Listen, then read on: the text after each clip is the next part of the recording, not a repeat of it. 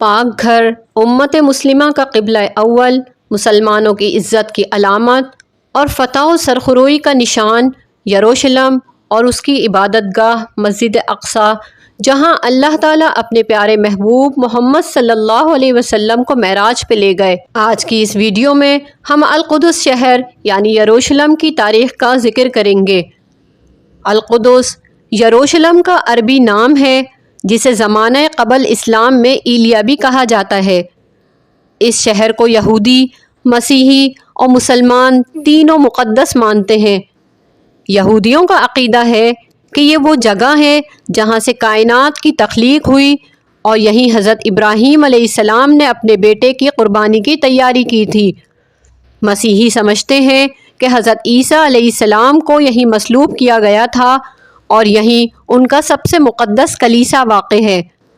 مسلمانوں کے اعتقاد کے مطابق پیغمبر اسلام محمد صلی اللہ علیہ وسلم نے معراج پہ جانے سے قبل اسی شہر میں واقع مسجد اقصی میں تمام نبیوں کی امامت کی تھی۔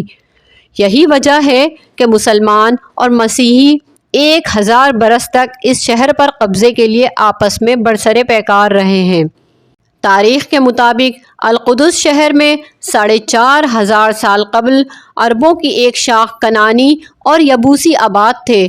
انہوں نے یہاں اپنی بستیاں بسائیں اور قلعے تعمیر کیے۔ پھر 1049 قبل مسیح میں حضرت داؤد علیہ السلام نے اسے فتح کیا اور ان کے فرزند حضرت سلیمان علیہ السلام کے دور میں اسے بہت ترقی حاصل ہوئی۔ 586 قبل مسیح میں یہ اہل فارس کے قبضے میں آ گیا، جب بخت نصر نے یہاں یلغار کی، یہودیوں کا قتل عام کیا اور جو باقی بچ گئے انہیں غلام بنا کے بابل لے گیا۔ فارس والوں کے یہاں پر اقتدار کا سلسلہ اسکندر کے قبضے تک جاری رہا۔ 63 قبل مسیح میں یہاں رومی قابض ہو گئے۔ ان کے ایک بادشاہ ہیبرڈوس نے 135 ہجری میں اس شہر کو بالکل تباہ کر دیا اور یہاں نیا شہر ایلیا کے نام سے بسایا۔ یہاں عیسائیت کا دورہ تھا۔ قسطنطین بادشاہ کی والدہ ملکہ ہیلانا نے 335 ہجری میں یہاں وہ مشہور گرجا تعمیر کیا جو کنیسہ القیامہ کے نام سے مشہور ہے۔ سن 614 میں اہل فارس یہاں دوبارہ قابض ہو گئے۔ پھر القدس کو مسلمانوں میں سب سے پہلے حضرت عمر رضی اللہ تعالیٰ عنہ نے فتح کیا اور عرصہ دراز تک یہ مسلمانوں کے پاس رہا۔ 11ویں صدی میں یورپی عیسائیوں نے اس پہ قبضہ کر لیا اور ایسے ظلم ڈھائے جو انسانیت سے دوری، کم ظرفی اور جہالت کی عداوت کے طور پہ یاد رکھے جاتے ہیں۔ مسجد میں گھوڑوں کا استبل بنا دیا، جسے استبل سلیمانی کے نام سے پکارا جاتا تھا۔ 80 سال تک صلیبی عیسائیوں کے قبضے میں رہنے کے بعد سلطان صلاح الدین ایوبی رحمۃ اللہ علیہ نے اسے 1187 میں دوبارہ فتح کیا اور مسجد اقصی کی تعمیر و نو کے ساتھ مدارس اور مکاتب کا سلسلہ جاری رکھا۔ پھر انگریزوں نے 2 فروری 1924 کو فلسطین پہ قبضہ کر لیا۔ یہاں جو پہلا برطانوی کمشنر آیا وہ ہربرٹ سموئیل نامی یہودی تھا۔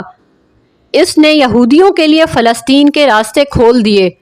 رفتہ رفتہ یہودی مضبوط ہوتے گئے اور آخرکار یہودیوں نے برطانیہ کی سرپرستی میں 1948 میں اسرائیلی سلطنت کے قیام کا اعلان کر دیا۔ جون 1967 کو اسرائیل نے قدیم بیت المقدس پر بھی قبضہ کر لیا۔ اس دن سے آج تک یہاں مشرقی یورپ اور روس سے یہودیوں کی آمد جاری ہے۔ لاکھوں فلسطینی مسلمان یہودیوں کے مختلف حربوں سے تنگ آ کر اپنے دیہات اور شہر چھوڑنے پر مجبور ہیں۔ القدس مسلمانوں کا وہ عظیم ورثہ ہے جس کے محافظ و خادم کا منصب خالق کائنات نے مسلمانوں کو بخشا ہے۔ یہود و نصارہ نے جب اس مقدس عبادت گاہ کا تحفظ نہ کیا تو اللہ رب العزت نے یہ عظیم منصب امت محمدیہ کو سونپ دیا۔ مگر افسوس آج القدس اور مسجد اقصی کی سوگوار فضا سے آنے والی صدائیں گونج رہی ہیں۔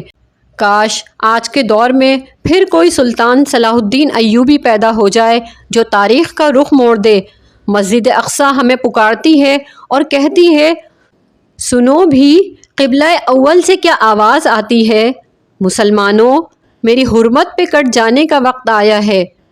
اٹھو بھی اے صلاح الدین ایوبی کے فرزندو، پھر اس غازی کے افسانے کو دہرانے کا وقت آیا ہے۔